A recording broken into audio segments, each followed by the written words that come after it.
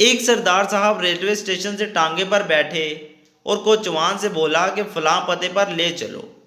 सरदार साहब टांगे से उतरे, दरवाज़ा खटखटाया और दूसरे सरदार से अभी दो बातें की ही थीं कि मेज़बान ने मेहमान को पीटना शुरू कर दिया।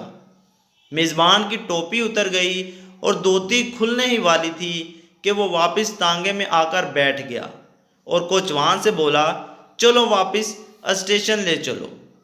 कोचवान: सरदार जी, अगर यही काम करवाना था तो फिर इतनी दूर आने की क्या ज़रूरत थी?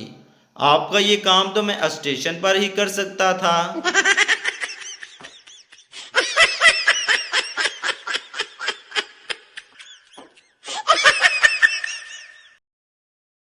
गुलाबों का मंगेतर काफ़ी अरसे से दुबई गया हुआ था और अब शादी के लिए आने वाला था। एक रोज़ गुलाबों ने शर्माते हुए अपनी सहेली को बताया, वो दुबई में अपने सारे दोस्तों को कहते फिर रहे हैं कि मैं शहर की सबसे खूबसूरत लड़की से शादी करने जा रहा हूँ। इसकी सहेली फौरन बोली, हाय अल्लाह, ये तो बहुत बुरी बात है। इतना अरसा इसने मंगनी तुम्हारे साथ रखी और अब शादी किसी और से करने जा रहा है।